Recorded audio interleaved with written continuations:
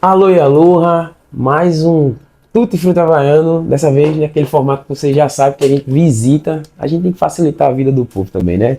Tem gente que é muito ocupado para a gente estar tentando levar para o estúdio. Hoje eu vim aqui nessa proposta de estar revisitando as pessoas que fizeram parte da história do processo de emancipação e dos anos que a gente tem vivido em Camaragibe e de Camaragibe, né? Essa semana é 44 anos de emancipação e nada mais justo do que falar com quem fez parte desse cenário político. Hoje eu vim visitar aqui Jorge. Jorge, meu irmão, muito obrigado por abrir espaço aí na sua Eu agenda. que agradeço aí a visita. De coração. Eu vou começar como eu sempre começo, com todo mundo que eu converso no podcast, que é querendo saber de onde o senhor é. Eu moro em Camaragibe já há 36 anos, né? Moro no quilômetro 9,5, ao lado da Água Mineral Santa Joana. É a cidade que eu adotei. Eu não sou filho de Camaragibe, eu nasci no Recife. Então deixa eu confessar uma coisa pro senhor. Eu sempre fico com inveja quando a pessoa diz eu sou nascido e criado em Camaragibe, porque eu não fui, aí eu faço, pô, é a única parte que eu tenho. Agora tá tudo certo aqui contigo, que eu também não sou camaragibense, mas nasci no hospital da polícia no Derby. É verdade, eu nasci no Barão de Lucena, aqui na Caxangá, né? E moro em Camaragibe há 36 anos. Lá eu criei meus dois filhos, Vitor e Letícia. Eu casei com a camaragibense, Hélida Gomes. Morava na UR7, Várzea, ali na época era Carmelo, fazia parte de Camaragibe, Bairro Novo Carmelo, lá em cima. E Camaragibe é onde eu abri minha primeira empresa, em 1993, a Dragon Med, ali na antiga Rua das Acácias, ali ao lado do Armazém Coral, né? E lá foi onde eu tive a oportunidade de crescer, né? Crescer como ser humano, crescer como empreendedor, como empresário como todo. Hoje eu faço parte da Fé Comércio, eu sou um dos 19 conselheiros da Fé Comércio. Eu represento o segmento de medicamentos já há 22 anos consecutivos no Estado, né? Sou empresário e faço questão de todos os meus funcionários serem camaragibenses. Dá essa moral pro pessoal. Essa moral, porque por onde eu passo eu sempre digo. O nosso povo, o cidadão de Camaragibe, ele quer uma oportunidade de colocar um prato de comida com dignidade na mesa. Ele só quer oportunidade, ele não quer cesta básica, ele não quer nada disso, ele quer trabalhar. E foi o que eu fiz como prefeito. Eu fui um prefeito empreendedor que abriu horizontes, né, da cidade, né, até do funcionário público, para identificar que que empresário, ele leva para a cidade emprego e renda para o município. Foi assim que eu levei o Atacadão, o Açaí, Magazine Luiza, Lojas Americanas, facilitei a chegada do Shopping Camará, Bom Demais lá em cima em Aldeia, dentre outras menores empresas. Eu tinha um discurso na época, eu me lembro, e fico até arrepiado, eu me lembro que eu dizia, onde tiver 4 paredes e tiver um cidadão de Camaragibe ou de fora que queira instalar uma empresa em Camaragibe, vai ter total apoio do então, naquele momento, prefeito Jorge Alexandre. E assim eu fiz. E Camaragibe avançou muito nessa questão de empregos. Foram quase 2.000 empregos diretos, né, com essa facilidade, né, que a gente tem como empresário de identificar as necessidades do empresário para ter mais mobilidade na abertura de suas empresas. Ô Jorge, como foi esse teu começo? Já foi no ramo de medicamentos? Foi assim, eu Foi comecei... por intermédio do seu pai, alguém já era? Não, na verdade, eu iniciei em 1988 como funcionário do laboratório SEDAR. Em 88 eu tive essa oportunidade de vender medicamentos com a indústria de medicamentos. Você vendendo. Isso. E em 93 eu fui e abri a Dragon Med em Camaragibe. Foi o meu primeiro CNPJ. Como eu bem falei, ali próximo ao Armazém Coral, que eu sou amigo de Silvano, de Paulo, desde aquela época, uma amizade antiga ali em Camaragibe. Eu bem lembro que diziam, Jorge é forasteiro, eu tenho minha história lá. Meu filho estudou na escolinha Pequenos Passos, ali na INAB, onde eu morei, na Vila da INAB, logo no início, em 91. E em Camaragibe? Em Camaragibe. Eu começou morando na INAB? Na INAB, ali na rua Rosendo Gomes da Rocha, por coincidência, na época, no número 45, onde mora seu Inácio, na esquina, morava Fernando, filho também do grande Chico City, ali de esquina. Sim. Ali eu criei meu filho Vitor, tinha uma escolinha na frente chamada Escolinha Pequenos Passos. Na época, Norberto, da Lavilete, eu me lembro bem, da lanchonete, a lanchonete funcionava depois teve um problema. Norberto, inclusive, é irmão de Nelma, né? Então, Norberto era irmão, faleceu, né? Teve aquele problema.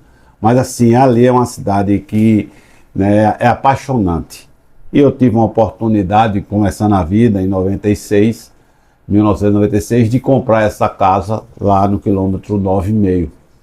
E é uma casa que eu resido nela de 96 para cá. São 30 anos na mesma casa, no mesmo local, com a mesma esposa, com a mesma família, e os amigos, os verdadeiros, permanecem e estão chegando vários e vários amigos. Eu faço questão, né, que gosto da cidade, que gosto do meu povo. E em que momento a formiguinha lá, o mosquitinho da política ele ficou? O senhor desde novo já tinha algum envolvimento? Não tinha, não tinha. Na verdade, a gente sempre ajudou. Eu lembro que eu ajudei o saudoso Chicão, né? Chicão em 96, na campanha muito pesada que ele estava, até acho contra o ex-prefeito Paulo Santana. Um abraço, doutor Paulo, um grande homem, um grande cidadão. Chicão também era uma grande pessoa, amigo nosso. E Chicão me chamou para eu ajudar, eu ajudei. Aí veio 2000, eu me afastei um pouco, né? Aí veio 2004, foi quando o ex-prefeito Meira nos procurou e a gente ajudou também. E 2008, o ex-prefeito de São Lourenço da Mata, né, veio para ser candidato em Camaragibe e me convidou para ser candidato a vice com ele. Eu falei para ele que eu não entendia de política, eu não sabia de partido, não entendia o que era coligação, prazo de filiação, não entendia nada disso. Mas ele, já um ex-deputado, ex-prefeito, já com muita experiência, me orientou, né, me norteou muito, né, para entender um pouco da política como um todo. E eu aceitei, fui candidato a vice com ele, na chapa também pelo 45 em 2008, e gostei, e aí eu disse, agora é a minha vez. Aí em 2009 eu comecei a ir para a rua, caminhar, falar da minha vida, apresentar a minha história de gestão como gestor da iniciativa privada e que não é muito distante, né, da gestão pública. E aí deu certo e eu fui eleito prefeito. Tive alguns problemas que quem não tem. E eu costumo dizer que pequenos erros que aconteceram sempre fui tentando acertar. Eu procurei dar o melhor como gestor. Não peguei empréstimo, não endividei o município, pelo contrário, eu paguei empréstimos de gestões anteriores à nossa, né? Nós demos continuidade, né? Deixamos a cidade limpa, não deixei a cidade no caos, limpei, pelo contrário, peguei com 3 contas negativadas, deixei a cidade positiva. A cidade era a cidade campeã de emendas parlamentares, eu tinha emenda parlamentar de 23 deputados federais dos 25, dos 3 senadores e de 36 deputados estaduais dos 49. Foi um fenômeno a nível de Estado. Nós fomos elogiados pela Superintendência da Caixa Econômica, fomos elogiados pelo Ministério das Cidades como uma cidade campeã de arrecadação de emendas. Foram tantas emendas que nós não conseguimos utilizá-las nos 4 anos, né, que Deus e o povo nos deu a oportunidade de ser prefeito. Ficaram aí milhões e milhões de emenda para os anos, né, de gestões anteriores, de 17 até, eu creio que 2020, 2021, tinha emenda que foi viabilizada pelo ex-prefeito Jorge Alexandre, e com muito orgulho. Então a gente deixou uma cidade com muita credibilidade. Uma cidade que eu, quando bem lembro que eu mudei o transporte alternativo da cidade, a cidade tinha aquelas combis, foi na nossa gestão, as combis ultrapassadas, eu chamei a cooperativa, e conversando com a diretoria da cooperativa, eu disse, eu vou usar toda a minha credibilidade, meu conhecimento como Fé Comércio, como conselheiro da Fé Comércio, com o Dr. Josias Albuquerque na época, eu fui vice-presidente da Fé Comércio com ele também, e eu usei toda essa credibilidade e esse conhecimento e conseguimos 45 ônibus e micro-ônibus 0 quilômetro para a cidade.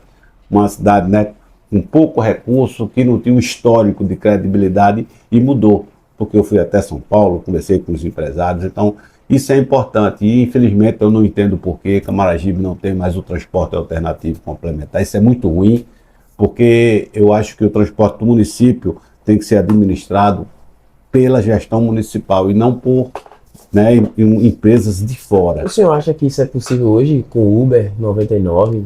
Veja só, com o Uber 99 é outro nicho, é outro, vamos dizer assim, produto.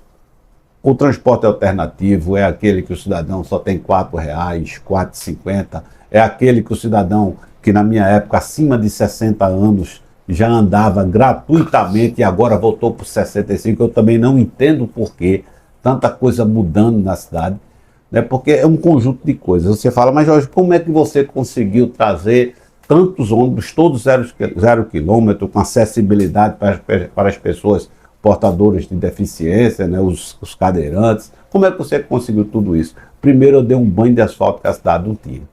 Eu interliguei todos os bairros. Eu interliguei Nazaré com Inabe, Inabe com Primavera, Primavera com Vale das Pedreiras. Foi assim que eu fiz na Tabatinga com Vila da Fábrica. Foi assim que a gente asfaltou praticamente 70%, 80% da cidade.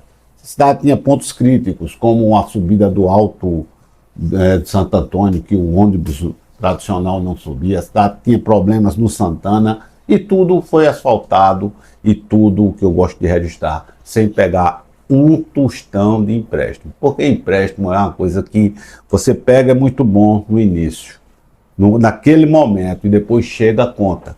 Né? Foram pegos quase, eu acho que 60 e poucos milhões aí em 2024, e a conta começa a chegar agora em julho.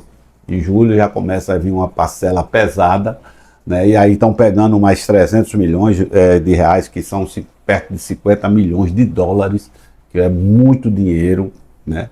E esse dinheiro eu acho que teria que ter um plano melhor, onde será empregado esse recurso, né? Porque observe, Camaragibe, com 40 milhões foi feito o levantamento na nossa gestão, que hoje deve ser um pouco mais de 60, se conseguiria resolver os problemas dos morros da cidade.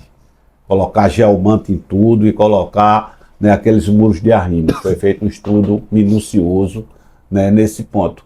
E a gente vê, assim, eu não costumo falar da gestão, mas como munícipe e como ex-gestor eu tento falar. Se levantar uma possibilidade de gastar 19 milhões em festa. Eu não tenho nada contra a festa, pelo contrário, eu gosto de festa, eu tenho filhos jovens que gostam de festa, né? A gente sabe, mas existem prioridades.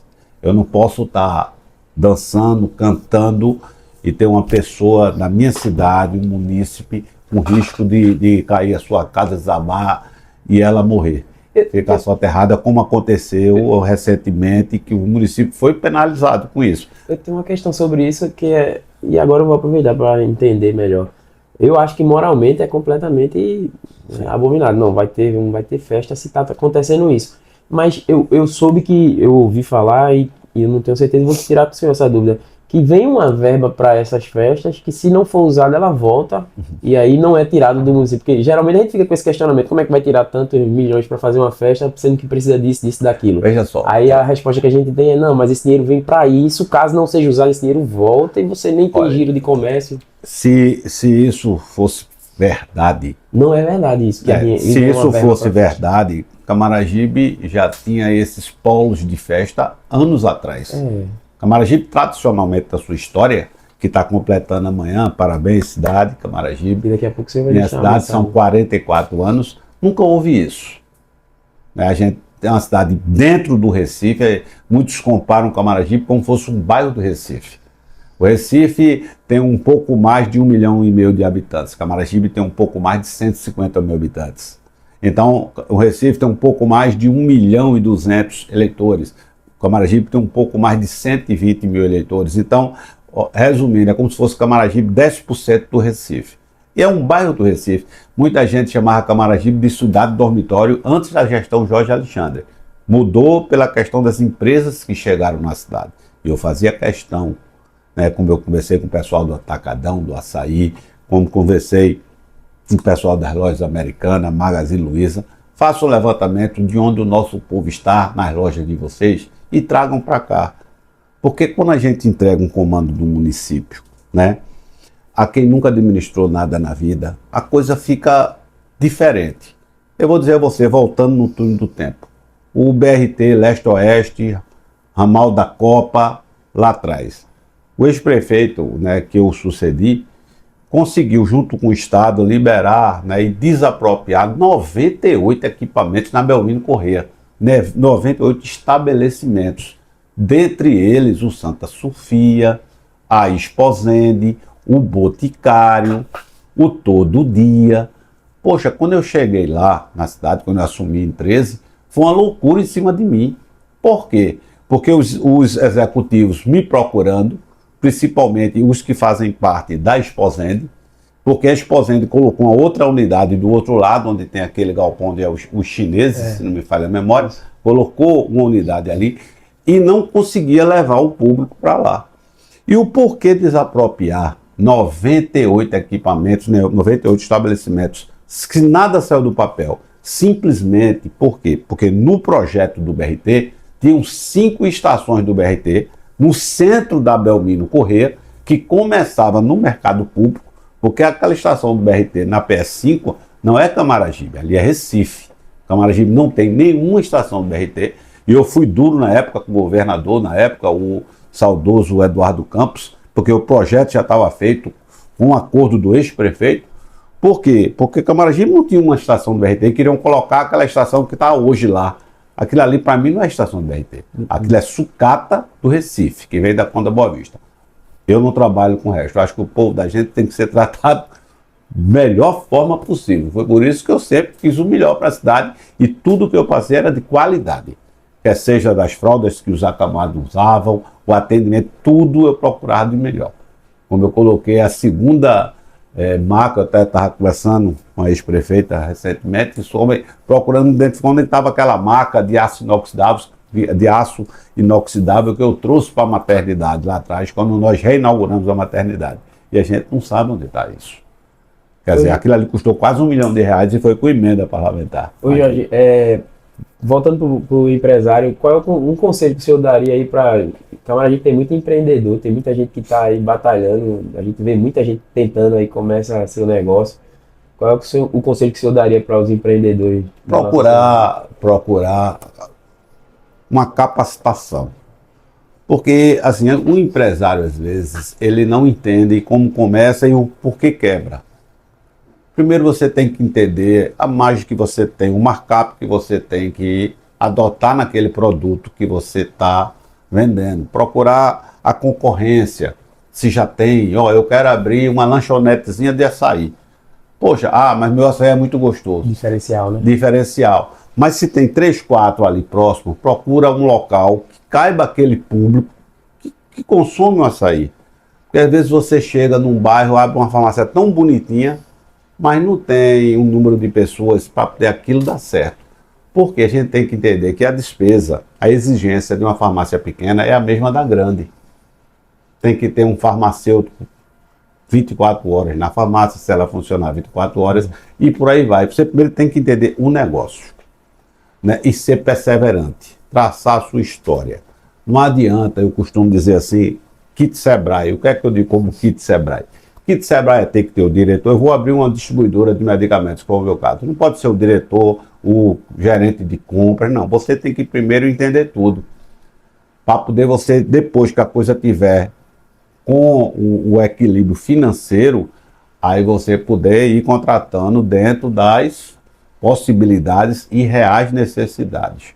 Nada muito bonito, começa devagarzinho, porque tem um ditado antigo, a hora bonita não dá comida a passarinho, né? Mas a gente tem que ter calma. Então, eu acho que tem que procurar, né, se capacitar para poder entender do negócio, procurar visitar alguns estabelecimentos que você queira deixar parecido ou igual ou melhor, para poder entender daquilo ali, com calma, e investir e se dedicar.